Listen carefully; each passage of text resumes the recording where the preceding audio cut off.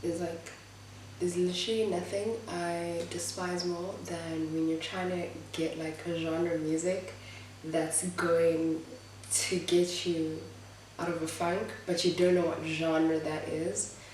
Anyway, hi guys, welcome back to my channel. If you're new here, welcome. My name is Sipagazi William, and today I decided let's just do something I guess a bit different, because I literally decided now to make this video and set everything up downstairs, and you know, like not my usual setting and all that stuff, because I was just like let's talk, I guess. And there's just a lot that contributed to this, but basically today I just want to have like a chat with you guys. I did put up a sort of question thing on my Instagram asking you guys if I were to do anything related to mental health, what is it that you guys would want to hear specifically, and you guys answered. And yeah, also excuse my voice sounding like this. It is at night, and mornings and night times my sinus peaks. So yeah, it is literally 5 to 1 in the morning right now. So mind that. Hopefully it gets better as I talk a bit more. And yeah.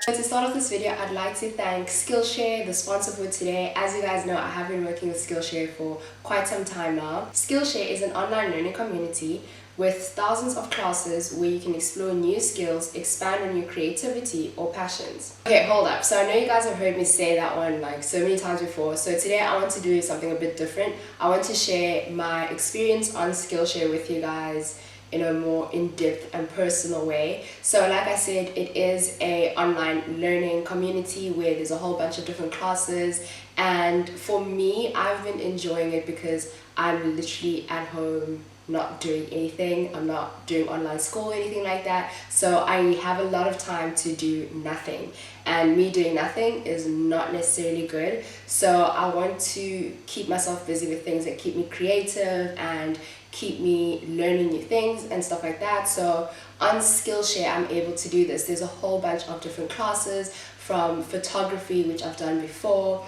and drawing, literally improving different skills, even when it comes to like your business strategies and things like that. So I'm getting to learn a lot more about different fields, working fields, and just creative fields.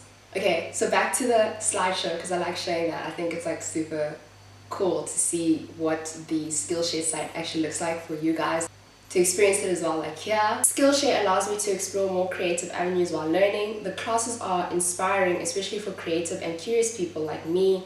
It's for creative and curious people, but also real working creatives. Something that I really have enjoyed is that most classes are under 60 minutes with short lessons, so they fit into any schedule, whether you're like me, binge watching the classes or fitting them into your already busy day. You can join Skillshare and become a member at $10 a month for an annual subscription, or for a limited time you can try out the link in my description to get a free trial of the premium membership. Okay, so back to the video. As you can see, I am not really wearing makeup or anything. I just kind of did my brows. It is literally, like I said, it's 1 a.m. now, and I have got my nightly tea, because that's just who I am. I drink nightly tea, and it actually helps to like comfort me. Anyway, so this is a mental health talk basically, but I don't want it to be like a lesson or anything like that. So I'm just gonna be like chatting to you guys. I know a lot of people won't know my entire journey, so I'm gonna go over that, and then I'm gonna talk about some of the things that you guys said to me on Instagram you'd like me to touch on and stuff like that. But I won't be able to cover all the different topics. I feel like some of the topics or points that were made would be much better as like a whole video or something like that. So stay tuned for those. I think this would be very beneficial for myself and for anyone else who's out there. So for me, I've always said, and whenever someone asks me why I do YouTube and like what is it that I get from it and all of that, it's that I have a platform, or space rather, where I feel like I'm talking to people who I can relate to but can also relate to me. I have always had that sort of relationship with the internet, where I had like MySpace, I had Twitter back in 2009 and Facebook and you know all these things. So a lot of my life I kind of grew up online, and I made friends online, and I watched people online, and you know, so I always like looked to online people to relate to, because I wasn't too good at friendships and all these things in real life. So for me, I just want to have a space that is the same here for everyone else, and I feel like I've done a pretty good job, because a lot of you guys do relate, and you guys DM me.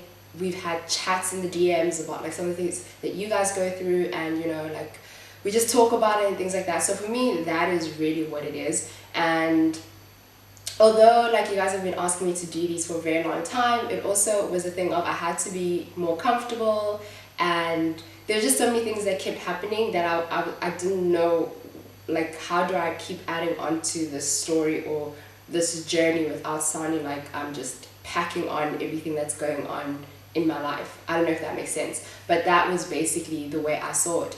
But now I'm like, okay, I've been home for a while, I am sort of calming down, coming together, and this also serves as a form of therapy for me. So I just felt like it would be a good time to start talking about it. So even when it came to my content creation, I just felt like I didn't know when was the time to be like, hey guys, I'm really sad today, and not put on this like I'm okay enough to vlog sort of face or energy and all that, because I didn't want to also be a Debbie Downer.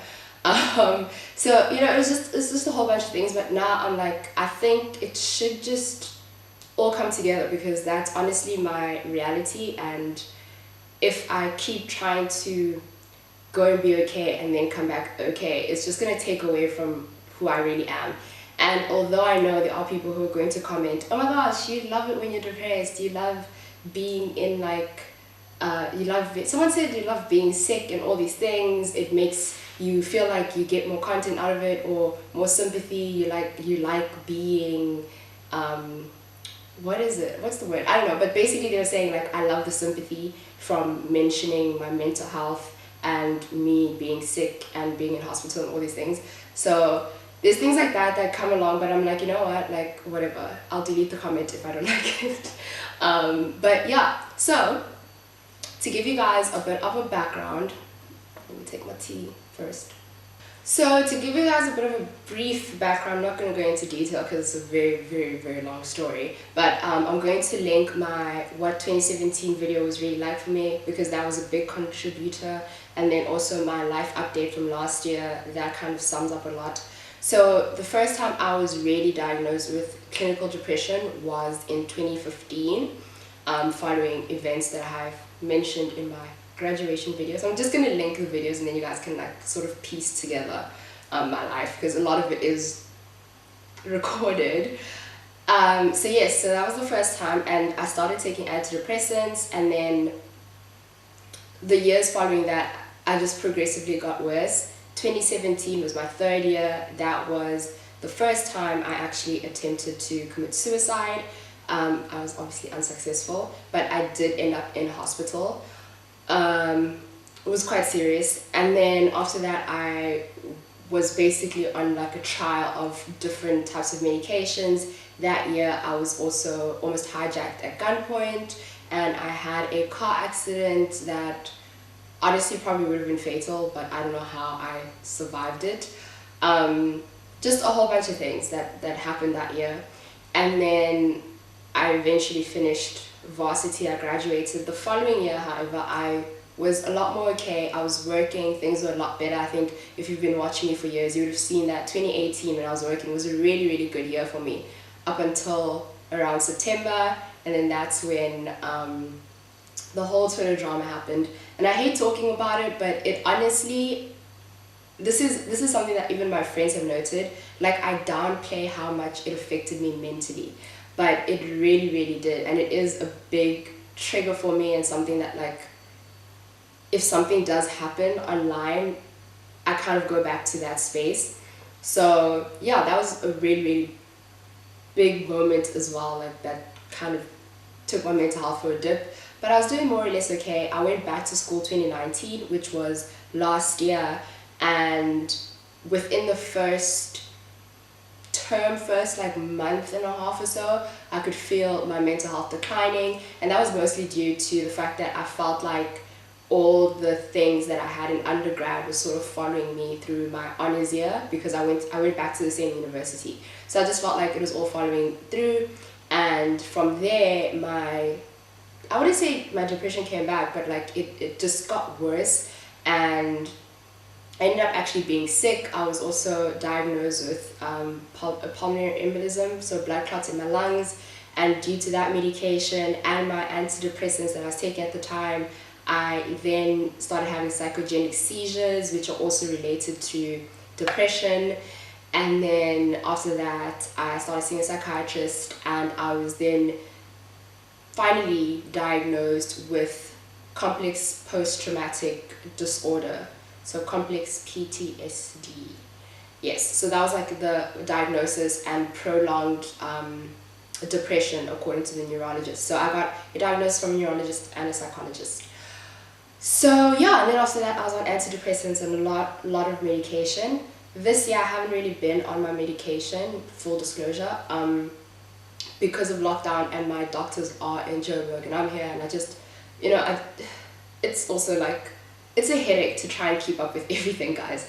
But we'll get into that. So that's just a brief history, so that when I do talk about things, you know where I'm coming from. I speak from my personal experience. I never want to sound like I'm a professional, because I learn about a lot of these things as I'm going along. I ask medical professionals that I know as friends, or that are actual doctors that I go to.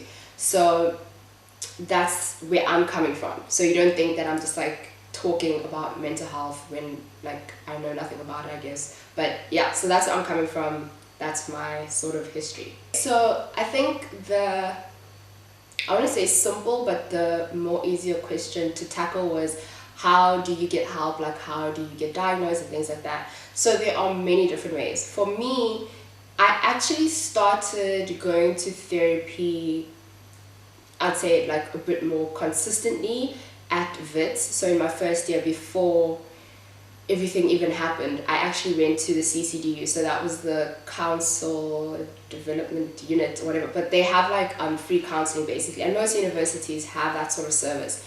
I know last year when I went back, it wasn't the same.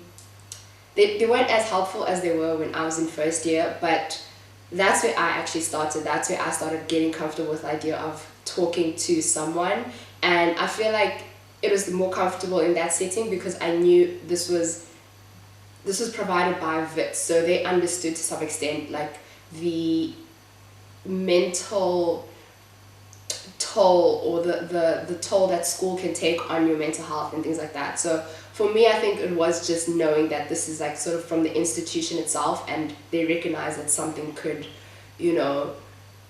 happen to you and things like that. So that is one way. And then I only got diagnosed because I went to a psychologist, but that's because I asked my parents, like, I want to see a psychologist. And that's only because I was really in the pits. Like, I was at the point where I hadn't left my room in weeks and things like that. I wasn't eating, I wasn't answering any phone calls, and people were starting to like hunt me down and stuff like that. But I was just in my room and really, really depressed. So I sort of said, the only way I'm going to get out of here is if I go speak to a psychologist. And I just knew that a psychologist would be better, because for me personally, it's easier for me to talk to a stranger, hence why I can like do YouTube and talk about things on YouTube without feeling as reserved as most people would be. But that's because for me it's easier to talk to a stranger than it is to people that I know. But for some people it's easier to talk to people that they know and trust than it is for a stranger. So I would say it really depends on you. What are you comfortable with? So you just got to feel it out for yourself. If you feel like it's going to like the biggest issue is going to be academics, then go the more academic route and find counseling through your school or something like that. Or if you feel like it's a very personal issue but you don't want anyone that anything like that to know, then you can find psychologists. You can even Google different psychologists. Like the resources are in it, so you can find them for free, you can pay for them through medical aid. There's just a whole bunch of different ways, even suicide hotlines. Like I saw once I was again really in the pits. I googled how to kill myself, and all I got was like suicide helplines near me. So they literally like they used my location, and they just, the only results I got was suicide helplines. So things like that are really, really helpful, and I was quite surprised, and obviously it took me like aback, and I was like, okay. So just like that, and then you can get diagnosed from there by a professional. I do recommend that a professional diagnoses you so that it's easier to find a method to help you going forward, because sometimes it feels like one thing that you want to do is the best way, but then once you're going down that path of like doing it your way, you realize that it's not really doing anything for you. And I've had that quite a few times where I was like, I'd rather just not talk to a psychologist. Like I've had periods where I just stopped going to therapy, and I'm like, I don't want to.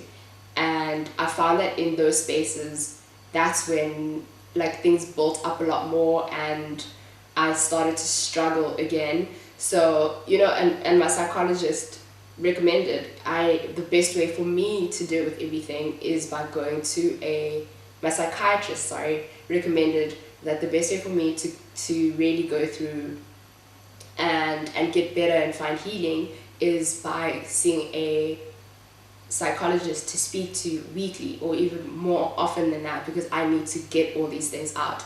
So I definitely say get a healthcare professional, talk to them, and then from there they can diagnose you, and they'll help you with the best way forward.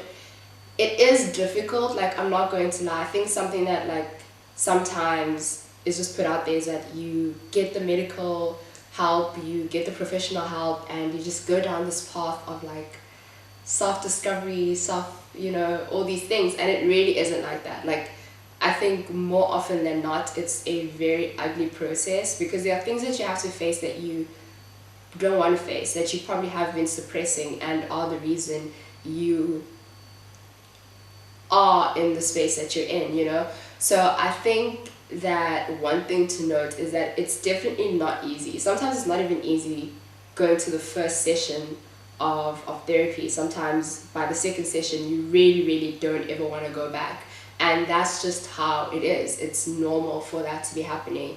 So you also just need to be patient with yourself and allow yourself to go through the process at whatever pace is okay with you.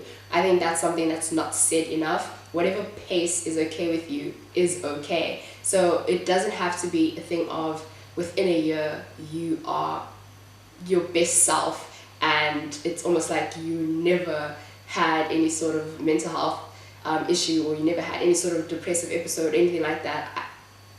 That's not really realistic. If it does happen, then that's great, but if it doesn't, that's also okay, because like your journey is yours, and what you're going through is for you to go through at whatever time and space, place, and all of those things for you to go through.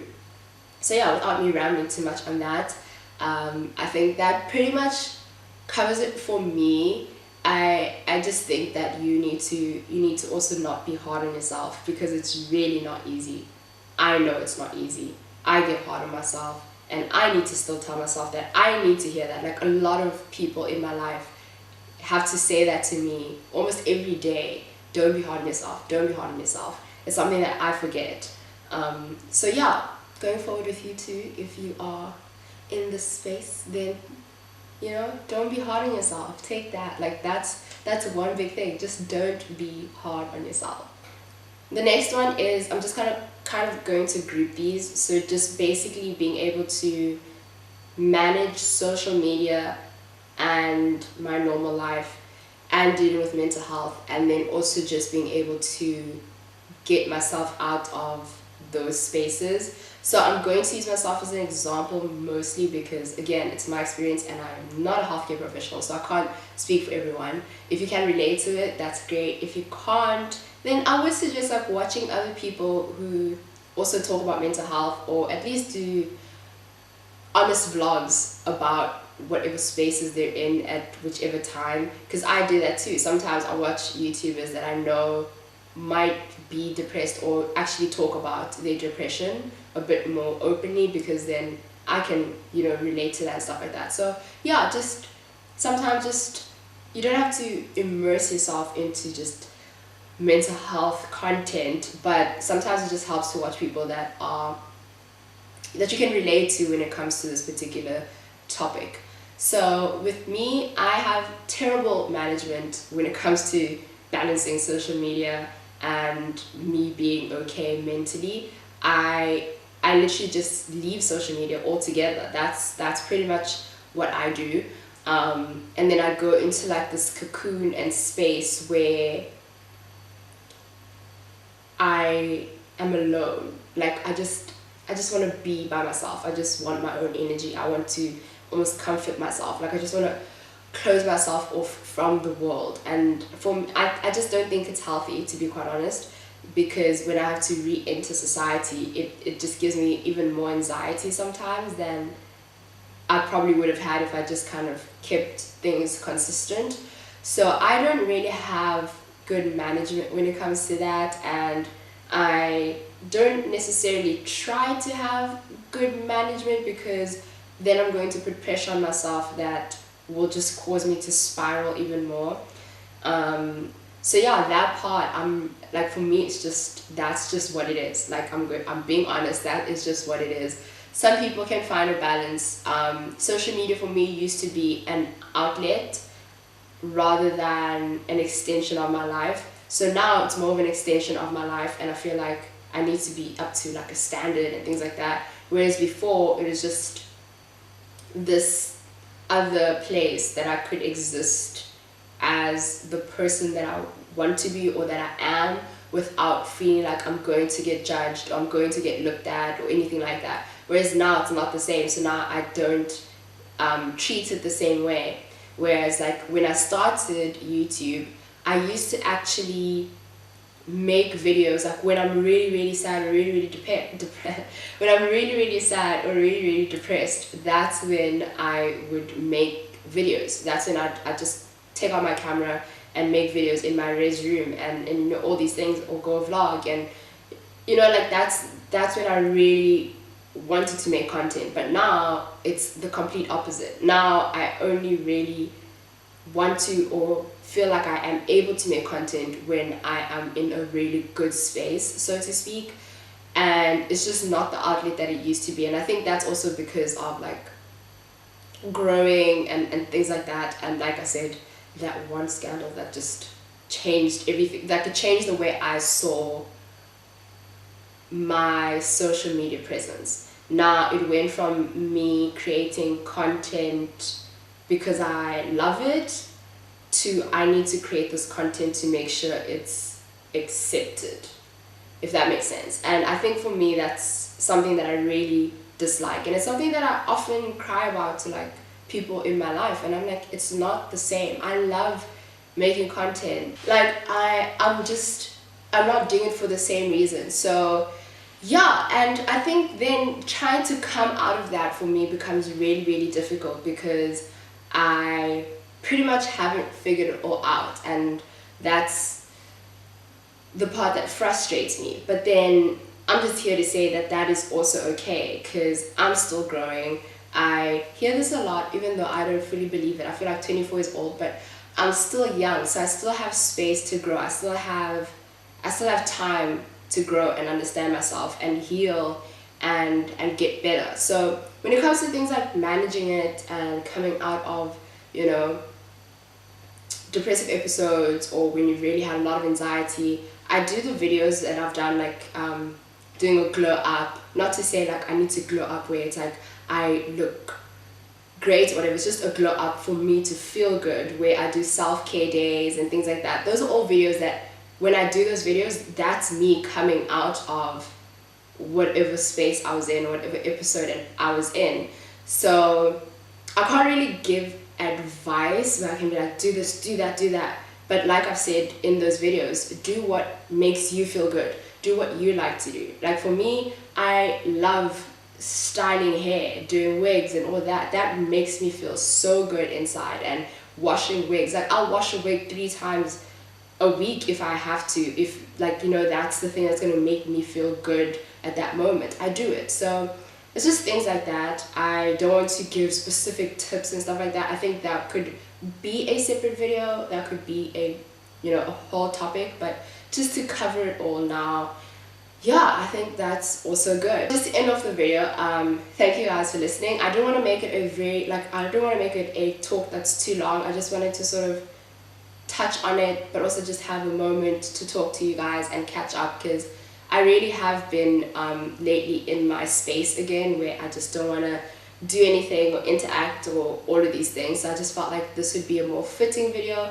especially considering like things like Skillshare are what I binge watch now because I am sitting by myself. You know, I've watched Suits, I've actually watched all 9 seasons, and now I'm on season 3 again as well because I've got like these anxiety letting go issues.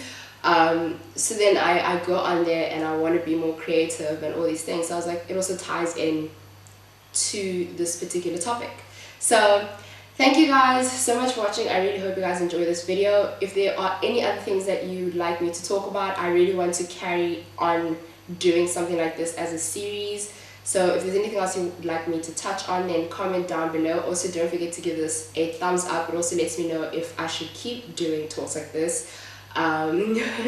Also, don't forget to subscribe to my channel and turn on your post notifications so you know when I post a new video. Thank you so much for watching. I love all of you. I'll see you in the next one.